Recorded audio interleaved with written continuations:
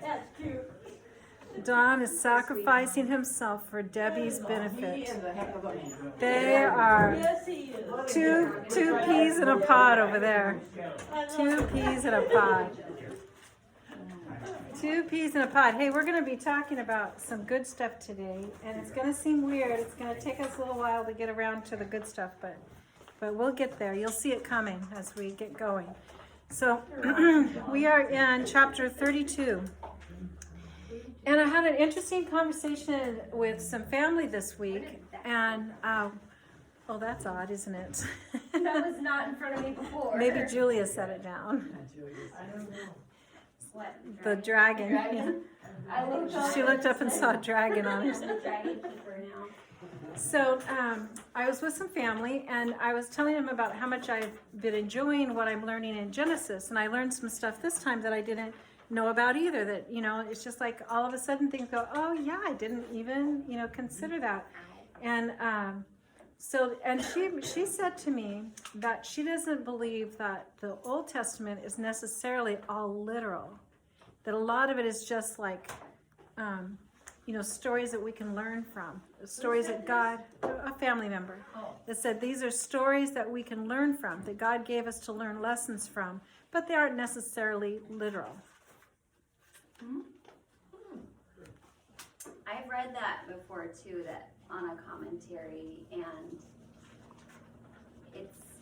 that's a hard one to digest because it seems a little like in other areas of the Bible where like Jesus used a parable, then he would explain it, that it was A story.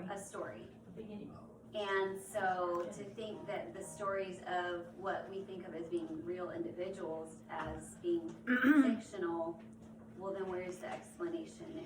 Well, and she has a very strong faith, but she believes that much of the Old Testament are stories that pass down from the generations to teach lessons, and that God made sure they were included in the scripture for us. So she believes that God designed that we get those stories, but not that they were necessarily literally that these people didn't live this many years, 975 years. That's just a symbol of a long time, that kind of thing.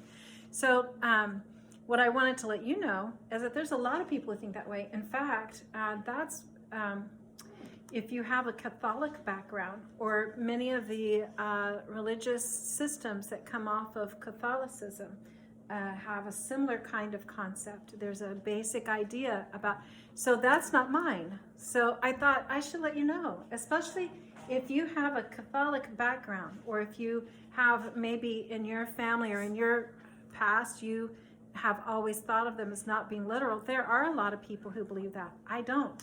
And so when I teach it, I don't teach it that way. So you should just know. I thought I should let you know. I really believe that these things happened, not that they were made up. And I believe that one of the big proofs that we talked about before was that the 4 generations being alive when the oral tradition was taking place, by the time it got written down, then it's true, people were living shorter and you don't have the layers. But remember, we did the tree, and we're going to do that later on too. We'll get further down the genealogical tree, and we looked at who was alive when, and we have 4 generations. Adam lived so long, and there are 3 more generations in play while Adam was still alive. So these stories that got told and told and told, the original people were there. So that kind of holds it true. It keeps you from making up stuff or adding to it or taking away from what was the oral tradition. And then it very quickly became written. The Jews were notorious for being one of the earliest writing civilizations to write. And even as a people group, they were known for their for teaching young people. Like when you were, the whole bar mitzvah thing is the idea that a boy would learn to read and be able to read from the scrolls, and they had to show that was part of the bar mitzvah, saying that you became a man because you're old enough now to read the scriptures. And remember, in the synagogues, they would stand, a member of the synagogue would stand and read from the scroll, read from the book. This was an unusual thing to have a people where all the kids, were educated and learned to read and to write, but it was a basic part of Jewish culture. And many people believe that God purposed that so that his word could be carried on through the generations. A lot of places like Egypt, we know a lot about Egypt because they wrote stuff on cuneiform tablets and stuff. And so, but the Jewish history of writing goes as early as that, maybe earlier. So just so you know, I really believe that it physically truly happened, and that these stories have been passed down to us, and that they are in the form that we can learn from. And today's we're gonna be able to overlap some information about culture that's going to give us more insight. So if we read what we read today without knowing what I'm going to tell you about the culture of the time, you still would understand it, and you would still gain knowledge and learning from it, even if you didn't have that added layer of culture. So I'm going to add some information that I got about the culture of the time, and that's going to even make it more clear. But it's not necessary to get the lesson that God is teaching here. He's teaching us a lesson through Jacob, because none of us are like Jacob, are we? Well, I'm afraid to say we are. Okay, so we're on chapter 32. We see that Jacob's preparing to meet Esau. So just as a reminder, is there any reason that Jacob should be concerned about meeting Esau? Oh, yeah. Oh, yeah.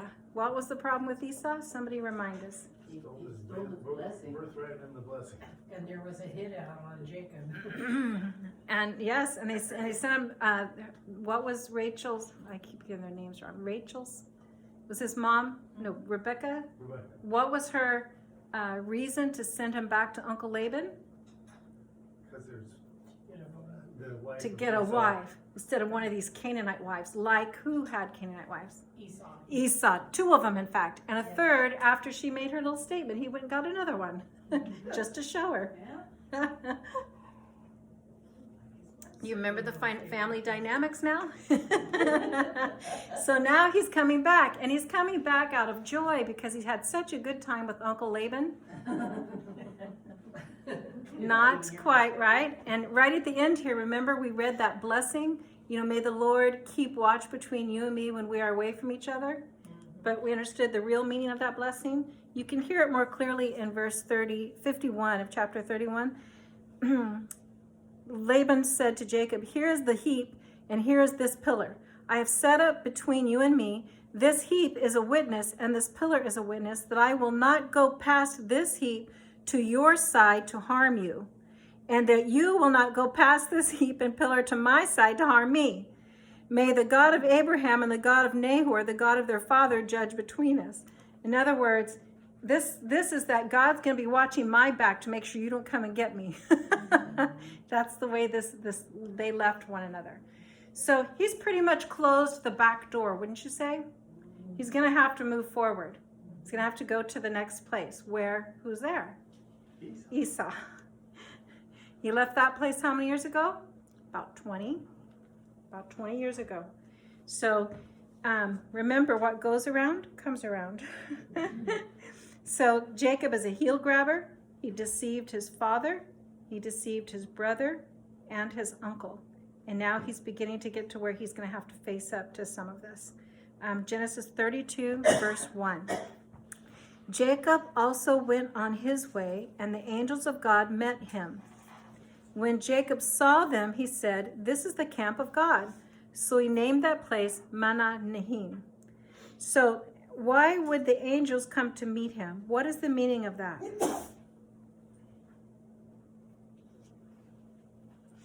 Why does it matter? Why would angels come to meet him? What's the deal with that?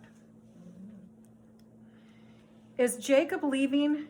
His leaving, he was told that when he left, God would be with him. He was told back in I think I have the actual, chapter 31, verses 10 to 13, where the promise is. He said, "In a breeding season, I once had a dream in which I looked up and saw the male goats near the flock of streets."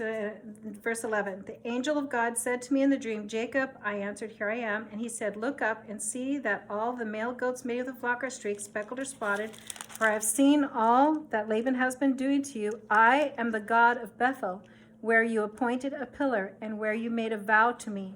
Now leave this land at once and go back to your native land. So he's been told to go back to the native land.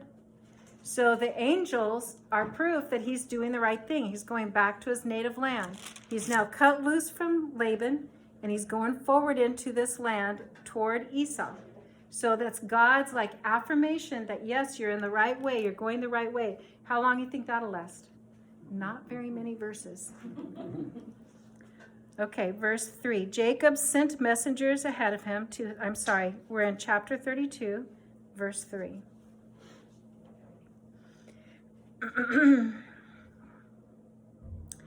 Jacob sent messengers ahead of him to his brother Esau in the land of Seir. Now I have this really great map, and if I had remembered the right connection, I would be able to show it to you. So, on this map, you would see that he's going south, and we're going to see that Esau is coming up north, and he's heading south along what we would see the Jordan River and the lakes, those two, the long lake and the short lake. We would see that lake area here. And we have Jacob coming down and Esau coming up. And as they move toward one another. So How did Esau know that Jacob was coming?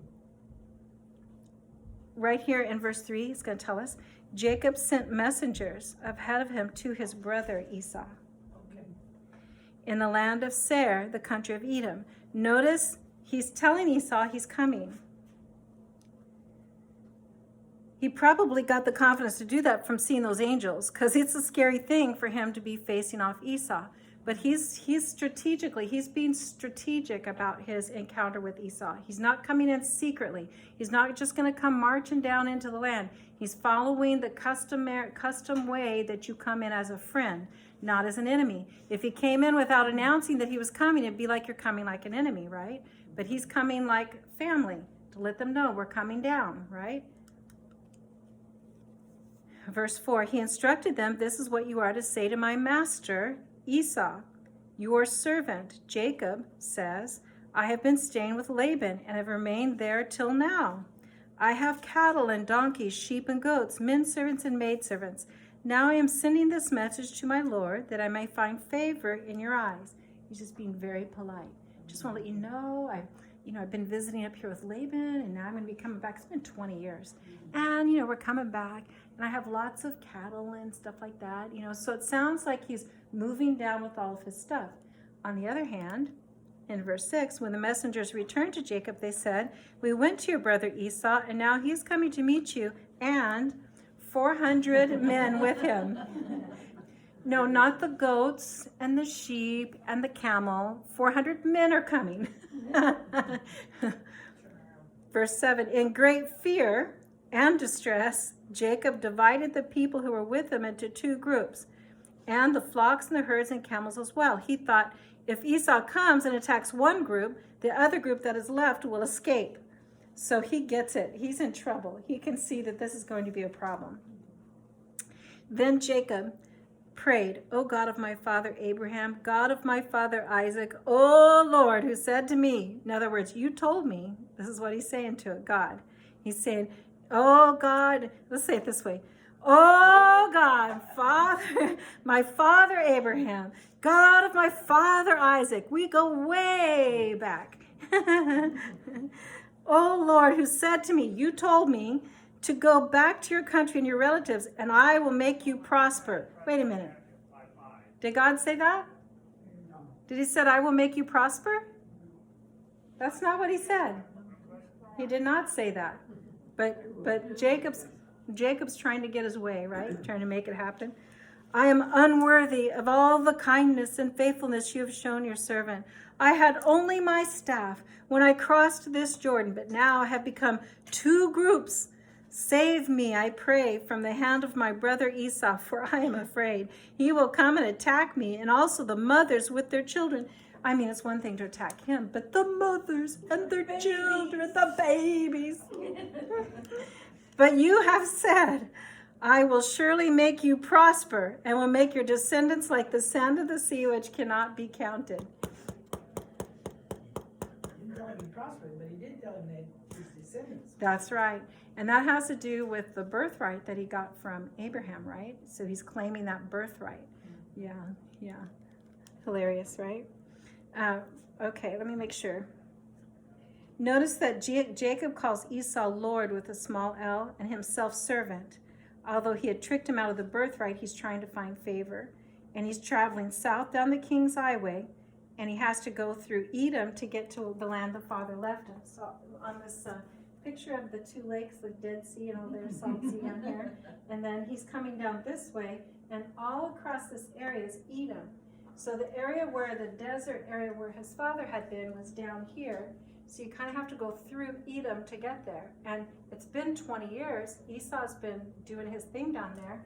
And so he's going to have to come through that area to get to the land his father gave him. He's not really going to Edom. He's going to have to pass through Edom to get to the land that was left to him. Okay, I'm going to make sure I'm right here. Okay, so he says his foxhole prayer. That's his foxhole prayer. Oh, Lord, come, you said, right?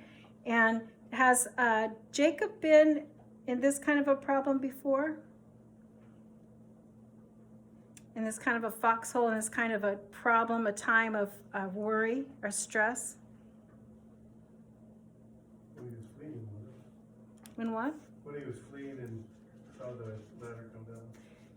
When he was feeding, he saw Jacob's ladder, that where we call Jacob's ladder. Yeah. Was he real scared then? Not quite the same, right? This is like the worst of the worst for him. Could there be any more? I can't think of a time in his life that's been this bad. At least in that case, he was going up to Laban. He may not have known that area, but it should be friendly for him, right? An opportunity up there. So this is really this foxhole prayer. Oh, Lord, I'm really in a mess now. Okay, what verse are we on? Has any of us had a foxhole? Yeah. What verse are we on here? 11? Okay. Let's start at 11. Save me, I pray, from the hand of my brother Esau, for I am afraid. He will come and attack me, and also the mothers with their children. But you have said, I will surely make you prosper, and make your descendants like the sand of the sea, which cannot be counted.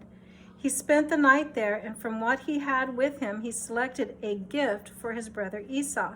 200 female goats and 20 male goats, 200 ewes and 20 rams, 30 female camels with their young, 40 cows and 10 bulls, and 20 female donkeys and 10 male donkeys. By the way, that's 550 animals. What's Esau coming to him with? 400 men. So what message is Jacob sending Esau?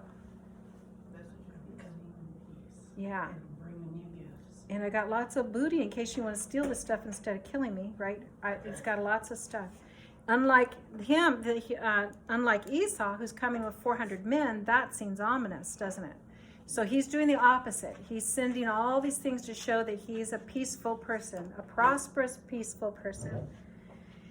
He put them in the care of his servants, each herd by itself, and said to his servants, go ahead of me and keep some space between the herds. He instructed the one in the lead, when my brother Esau meets you and asks, to whom do you belong and where are you going? Who owns all these animals in front of you? Then you are to say, they belong to your servant Jacob. They are a gift sent to my lord Esau, and he is coming behind. So if you were going to imagine this, you imagine him bowing down, coming on all fours, saying, I'm coming in peace, coming in peace, coming in peace. Hold your 400 men back, right? He also instructed the second, the third, and all the others who followed the herds, you are to say the same thing to Esau when you meet him, and be sure to say, your servant Jacob is coming behind us. For he thought, I will pacify him with these gifts I'm sending on ahead. Later, when I see him, perhaps he will receive me. So Jacob's gifts went on ahead of him, but he himself spent the night in the camp. So he sends all this ahead, and he stays back in the camp. He doesn't start moving out. So some say that Esau, can you imagine this if you were Esau? At first, you might scoff and say, what in the world is he doing? But by the second or third group, don't you think you'd be laughing?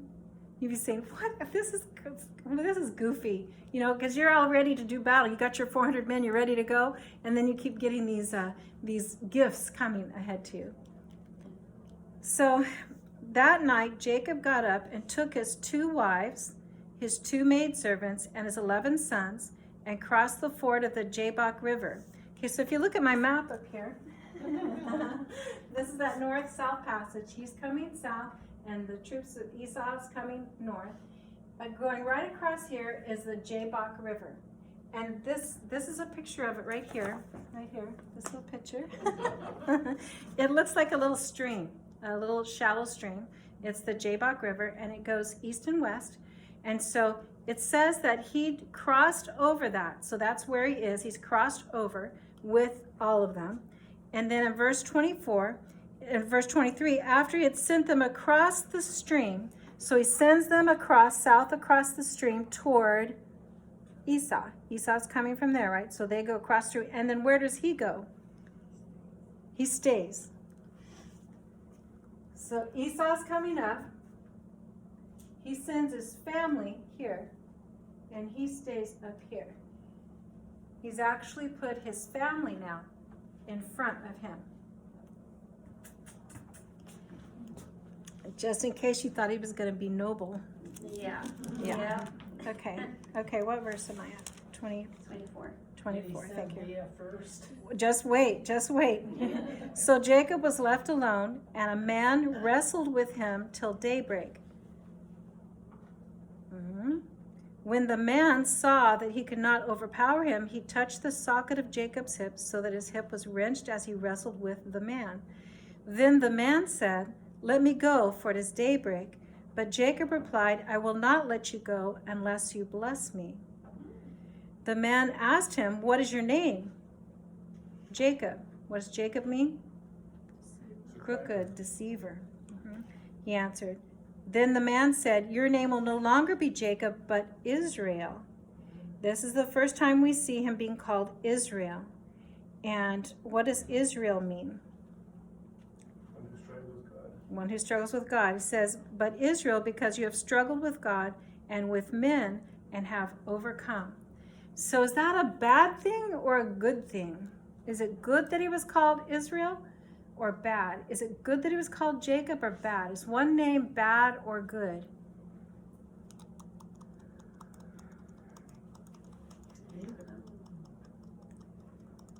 It's kind of a character, right?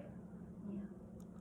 Being crooked or a deceiver, that doesn't seem like a good name.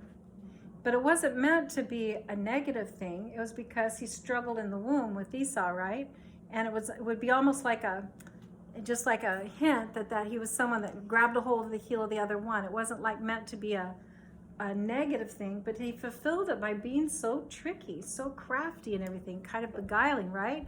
So Israel, is Israel good or bad? To say you struggled with God and men and have overcome. So you're one who struggles with God. The overcoming part is good, I guess. It seems you more know. positive than Yeah. Jacob. But it's kind of, we all have our struggles. I mean, Yeah. to be both of the names. Were Who does truthful for not the moment. struggle? Who does not struggle? God.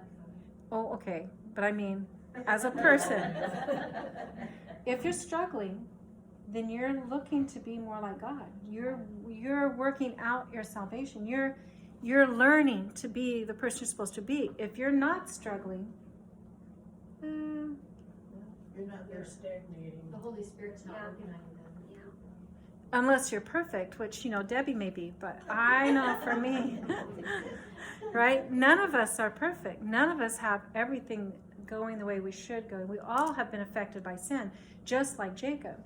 So what God has done here is he's taken a negative characteristic of Jacob and he's made it a positive one by saying that he's working it out. He's struggling to become who he's supposed to be. He's trying to be a better person, trying to do things right. Don't you think it's a little prophetic too, because the nation of Israel has struggled against God through most of the rest of their history, which is, ultimately they will prevail also, that But they have struggled against God and, you know, went through their periods of time when they weren't necessarily following him. Absolutely. And are we not unlike Israel? Are we not just like that? We have our things that we struggle with. We have our sins. We have distractions. Satan will get us from every which way. Whatever it is he can get us with, he'll get us off track. What do we have to do to remain in Christ? Right? We have to struggle. We have to pray. We have to be willing to talk to God. We have to be willing to work it out. We have to keep trying it. We have to keep working at it, right? It's something we have to struggle with. Now, hopefully, we don't actually wrestle with God to that extent, but sometimes I feel like I am. But it's kind of like, the New Testament where it says to put on the full armor of God and doing battle, like Jacob battled all night and fought all night with God. But isn't that's what it's talking about? No, I know, but I know, but it's that idea. So Jacob wrestled with Esau in the womb. He wrestled away the birthright, tricked it away, right? He wrestled away the blessing. He wrestled the stone from the well at Haran.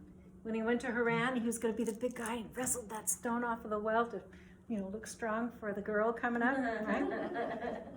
He wrestled with Laban all that time, struggled with him, the 7 years, and then working to get his stuff. So now, all by himself, we see him in a wrestling match, and he's struggling with who he is and who he should be. All his life, he's manipulated and connived. But now, where's he going to go? He's caught between a rock and a hard place. He's got Laban at his backside, and he's got Esau on his front side. Which we have been there. We all have been there. We get in those places where none of the choices are good. We can't imagine the right choice because neither of them look too very good. Yeah, it's true. So Jacob's hip socket, let's go on here. Verse 29, Jacob said, "Please tell me your name." But he replied, "Why do you ask my name?"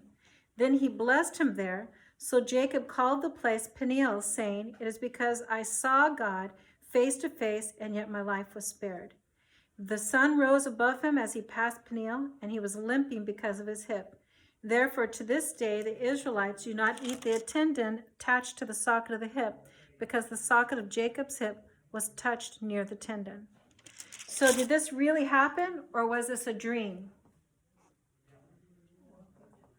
It happened. off of the limp, because He limps the he next limped day. up the rest of his life.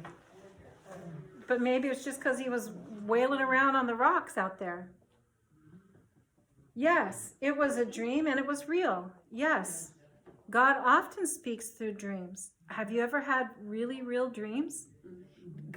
This was the moment that Jacob wrestled with God, with who he's supposed to be, who God has made him to be, what God has called him to do. He's heading toward where he's supposed to go, right? God told him to go back to the land. We know that. So he's heading the right direction, but he's got Esau in front of him and Laban behind him. So to him, it's a struggle. It's a struggle. How am I going to do this? Now he's going to be conniving. He's got his tricks, like he sent the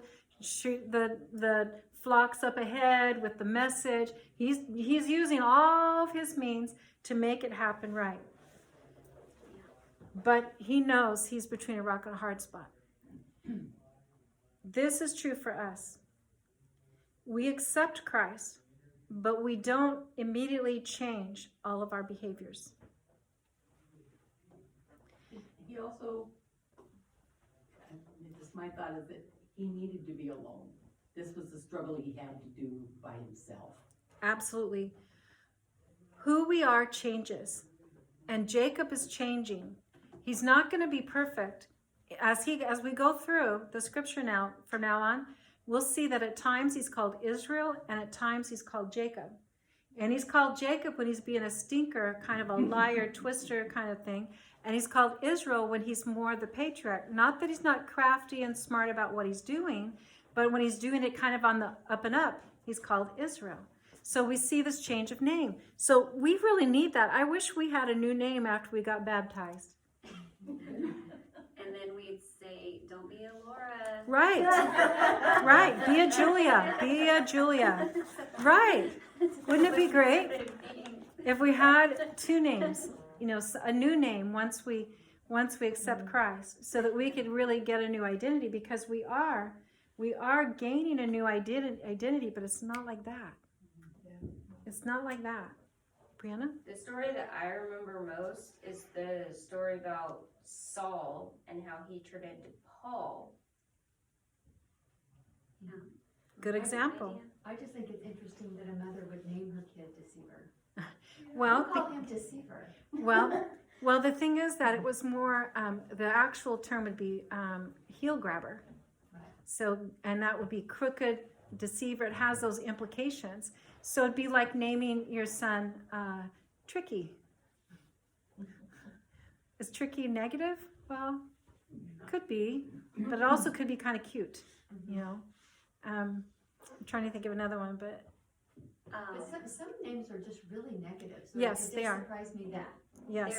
They're okay. So one of our family members has a relative that named their boys Wake and Wilder, and same thing when they were naming the kids. It's like, do you really want to name your kid that? Yeah. But they thought it was cute, you know. Mhm.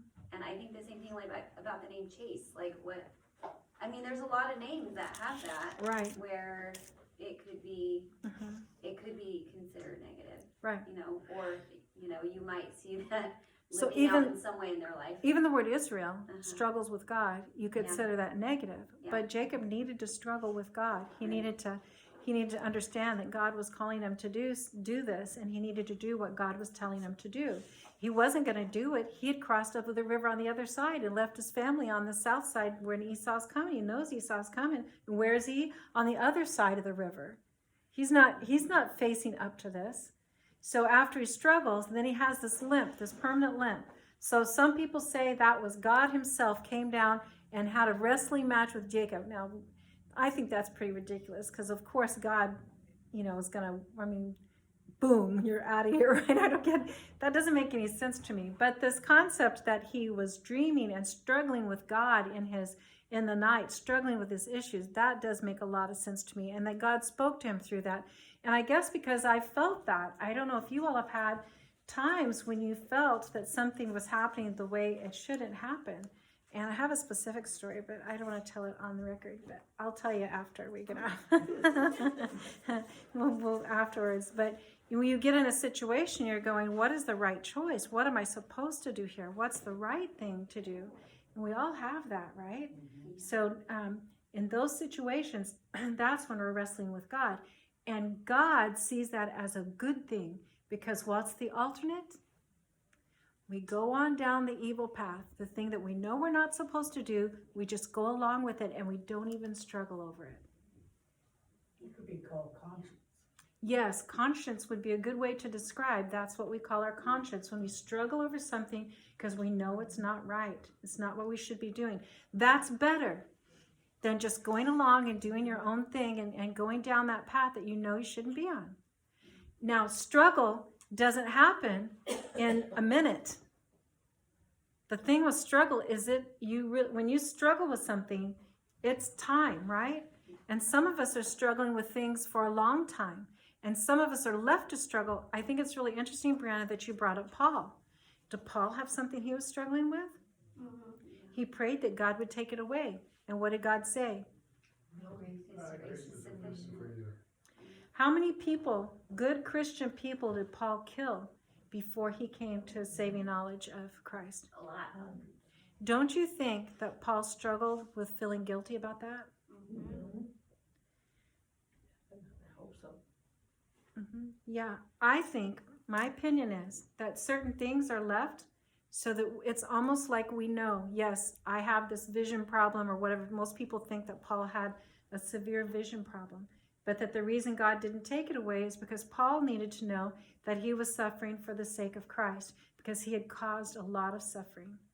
And he was stoned, and he always got right back up. I mean, he was beat, he was kicked out of town, and he always kept coming back. And I personally feel like that's because he had that conscience, that struggle with knowing what he was before and the things that he had done.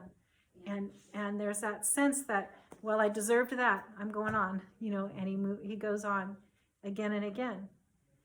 And maybe that's a part of why he was so strong, because he had that struggle. He had to keep struggling. You know how that is. When you struggle with something, you learn it deeper and better, and you're actually stronger because you had that terrible struggle that you had. Yeah, and in a way, too, it keeps you humble to know that you're relying on the Lord's strength and not just your own abilities, too. To stay, your willingness to stay focused on Him is a lot stronger when you're still struggling. Mm-hmm. So maybe it's a good thing when we are struggling with our Christian walk. Maybe that's actually right where we should be, because that means whatever we're dealing with is the cutting edge for us. We're right there. Our faith is at that growth point. That's something that we're working on. We should count it as joy that we are there in our faith, that's what we're struggling with, because that means we're right where we need to be, learning and growing. Take a look at chapter 33. Let's see what happens. Oh, I have a note here. The Jacob's hip, one of the commentators said it's much like we limp along through life. That's always a reminder, right? That limp is always going to remind him of the struggle he had with God and of this time. And some of those things that we have in our lives that God does not take away, it's to remind us of where we are and who we are. I mentioned I have a good friend who was pretty promiscuous in her early days. She became a Christian in her late 20s, but she picked up a venereal disease. And she had a lot of problems, alcoholism, all kinds, drug use, everything else. God delivered her. She felt that God delivered her from all of those different things that she was really struggling with, except she always had side effects from the venereal disease that she picked up when she was younger. And she could never figure out why God didn't heal her from that. I mean, He healed her of alcoholism, of drug addiction, all kinds of things. And she came to the knowledge, to the understanding that was to help her remember where God had brought her from. Help her to remember those days of sin and disobedience and remind her of all the ways that God had healed her and brought her out of that. So I think of that too, that hip struggle from Jacob. There's his reminder that he's struggling with God. He's struggling to do what God has told him to do. It also serves as a reminder that we don't want to go back there. Absolutely. Genesis chapter 33. Jacob looked up, and there was Esau coming with his 400 men. So here's what he does. Oh, Jacob. So he divided the children among Leah, Rachel, and the two maidservants.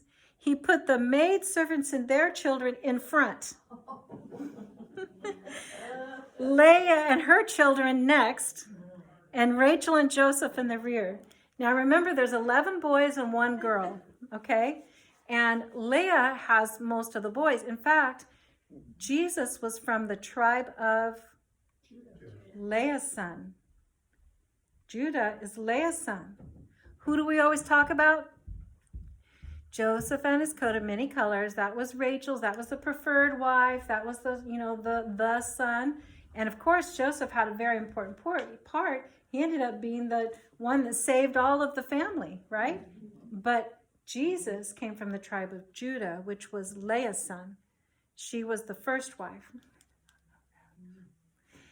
Verse 3, he himself went on ahead and bowed to the ground 7 times as he approached his brother.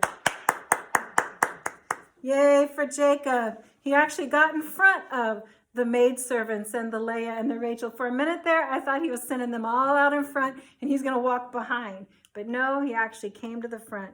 Good for Jacob. Verse 4, but Esau ran to meet Jacob and embraced him. He threw his arms around his neck and kissed him, and they wept. In my opinion, I really believe Esau had a huge laugh.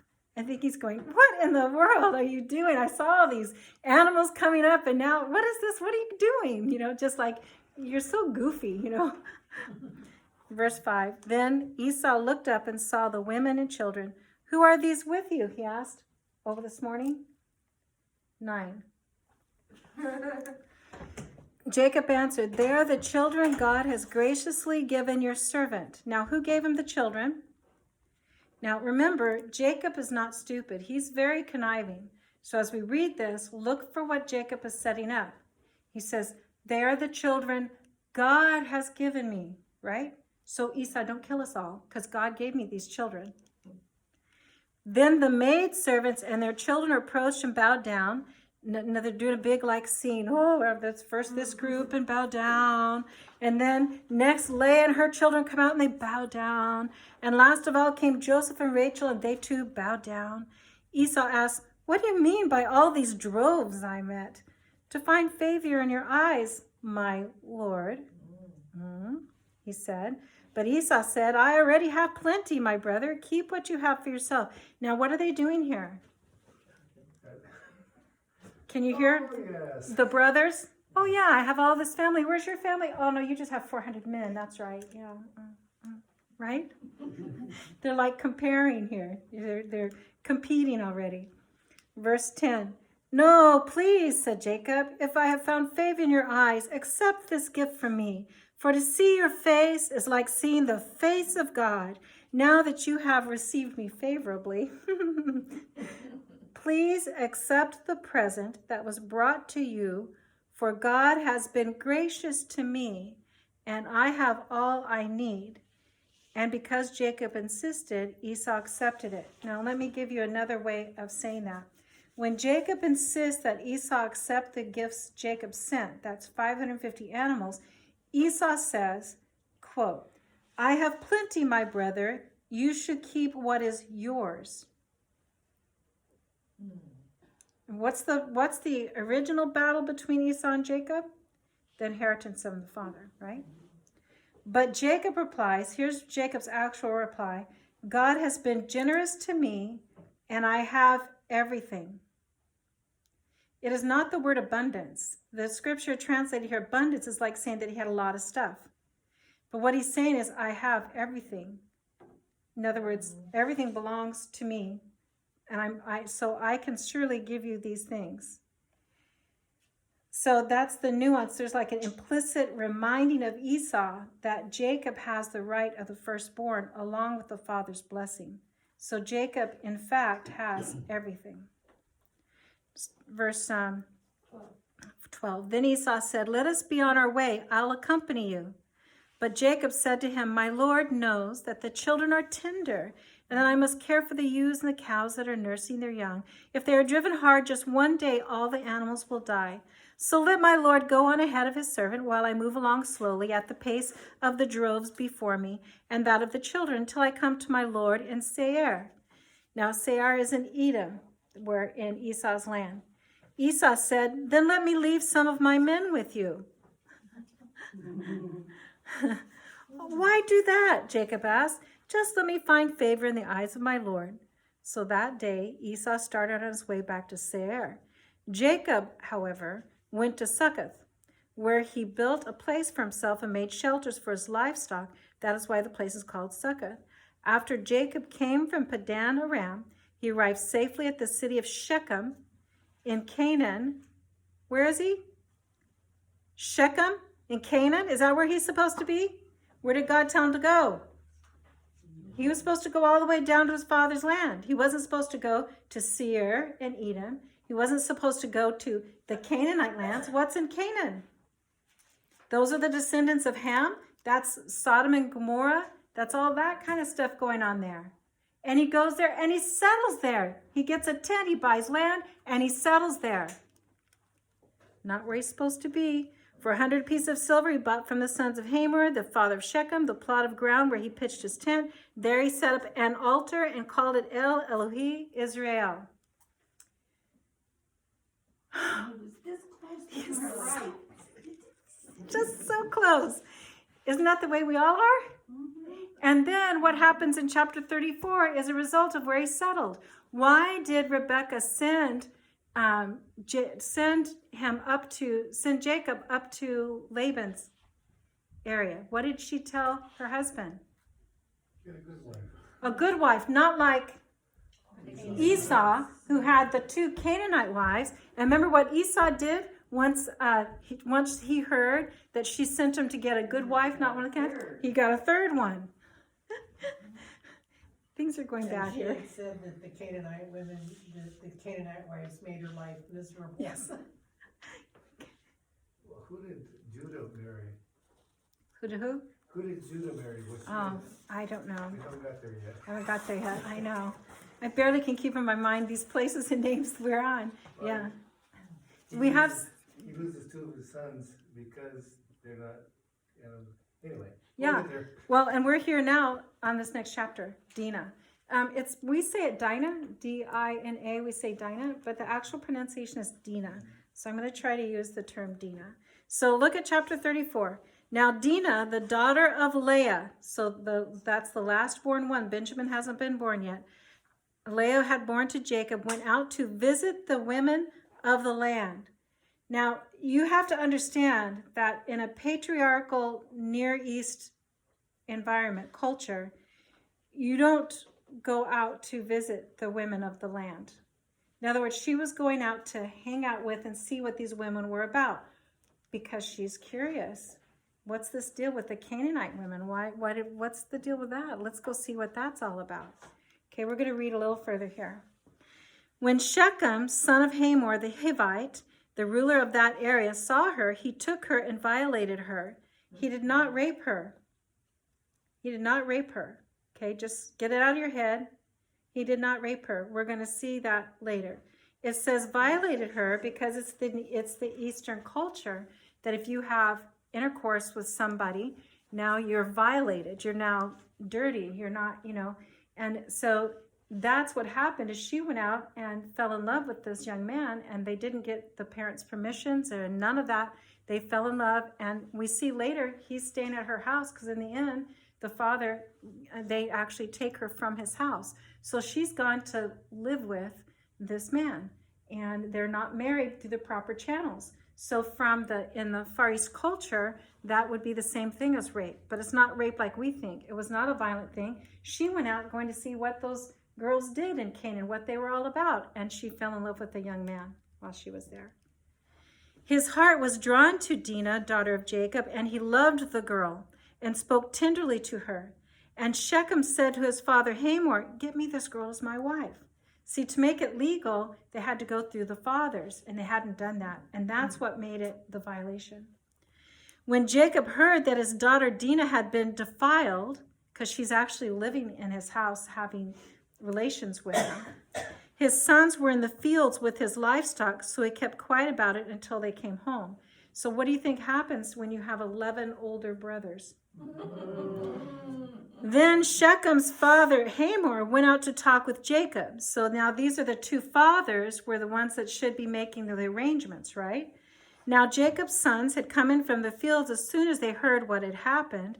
They were filled with grief and fury because Shechem had done a disgraceful thing in Israel by lying with Jacob's daughter, a thing that should not be done. But Hamor said to them, "My son Shechem has his heart set on your daughter. Please give her to him as his wife. Intermarry with us, give us your daughters, and take our daughters for yourselves.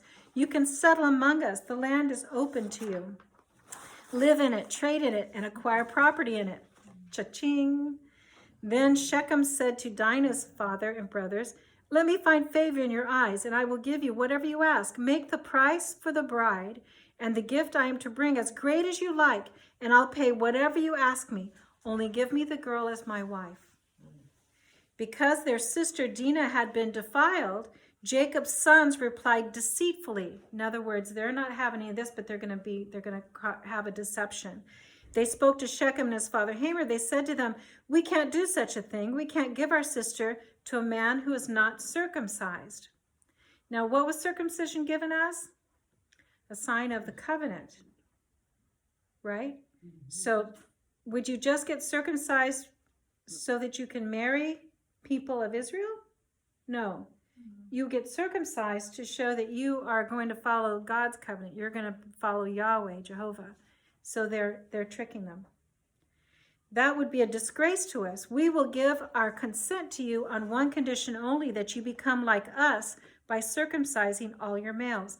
Also, don't forget that this was a common practice. Egyptians all did circumcision as a common practice. So they knew what this was. It wasn't like some new thing that nobody knew about. Then we will give you our daughters and take your daughters for ourselves. We'll settle among you and become one people with you. But if you will not agree to be circumcised, we'll take our sister and go." Their proposal seemed good to Hamor and his son Shechem.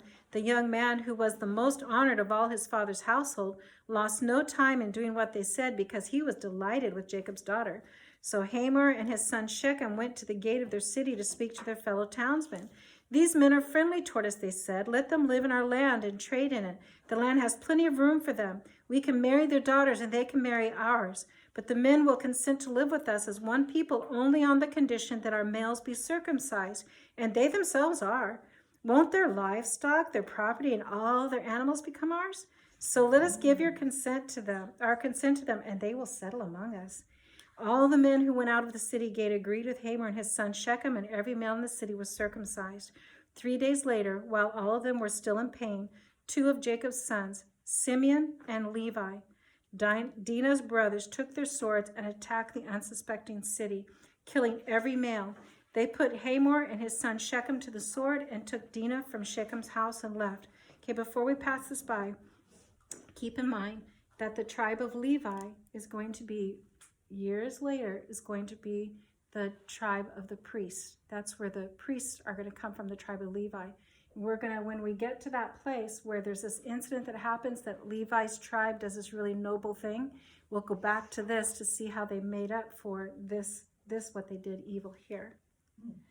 The sons of Jacob came upon the dead bodies and looted the city where the sister had been defiled. They seized their flocks and herds and donkeys and everything else of theirs in the city and out in the fields. They carried off all their wealth and all their women and children, taking as plunder everything in the houses. And that day you would take the children, the women and children, and you would sell them. You would kill the men because they might fight back, and you would take the others. You wouldn't keep them in your household because then you'd have to feed them and care for them. But you would sell them as slaves. Just so you know how ignoble this is. Then Jacob said to Simeon and Levi, "You have brought trouble on me by making me a stench to the Canaanites and the Perizzites, the people living in this land. We are few in number, and if they join forces against me and attack me, I and my household will be destroyed." But they replied, Should he have treated our sister like a prostitute? So they've picked up their sister, and they plundered and killed that whole area, and that all happened because Jacob did not go where God told him to go. He was not supposed to go to Esau's land. You know, Esau said, "I'll meet you in Seir," and Jacob said, "Oh yeah, I'll meet you in Seir." Then he turned and went into the land of the Canaanites. He wasn't supposed to go either of those places. Where was he supposed to go? He was supposed to go to his inheritance, to his father's land. But he went instead here, and this whole incident occurred. This was all wasted shame and life and goods and everything. So does that happen to us? Do we not resist what we're not supposed to resist, and then we end up where we should not be anyway, and we end up with all these consequences that stay with us sometimes for a lifetime, that we might have to live with and deal with over our lifetime because of not going where God told us to go, not doing what God told us to do? Them is us. This is exactly what happens to us. And we struggle, like Jacob, we struggle with God. When we stay in that struggle, he should have struggled with God. He should have said, "God told me to go to the land. I need to just go to the land." He should have struggled with that thought. That would have been a hard thing to do. To say to Esau, I don't want to go to Seir. I'm not going to meet you in Seir. I'm going to go to the land that I'm supposed to go to, where God told me to go. He could have said that, right? But he wouldn't say that because he's trying to be tricky, trying to work the situation. And instead he goes over the Canaan. I'll just settle here for a while. Can you see how it happens? It's the same way that it happens with us. So if we take a simple thing that's not too nasty to talk about, we'll talk about overeating. So, you go to where you shouldn't go. You're supposed to go over to this house, but instead you go to that house, and they have all kinds of desserts. At this house, they serve healthy food, but you didn't go over there. You went to this house, and then you get tempted, and then you way overeat what you shouldn't have had. And now you've got to pay the price of eating all that you should have eaten. And does it just come off like that? Like one day later, oh, I'm cured of all that pie I ate over there. Well, I was supposed to go over there. I know I was supposed to go over there. Right? That's a stupid little thing. But You can justify it. I was being nice, they're my good friends, you know. you can, and I don't really know that food's the best thing to do that with, but I'm just saying that sin is that way. We're tempted to do, and we have to pay attention. We have to struggle with what God has told us to do. And if we will do it, that's where the reward lies. The reward lies in faithfully doing what we know God wants us to do, even though we have those voices that say, but. If we'll do what God has told us to do, we will reap that reward. And when we make our own way, like go live in the land of Canaan, then we reap all the consequences of that. All the consequences of that. Think of all the people that get hurt besides yourself. Think of all those people that he caused nothing but pain for years for what he wasn't doing what God told him. Our sin always has a ripple effect. Yes, yes. But Jacob couldn't see it. We can't either. Exactly. Exactly. We can't see it. We think we found a nice little creative solution, right? To not do what we felt uncomfortable doing. So I'm going to turn this off. Again, if we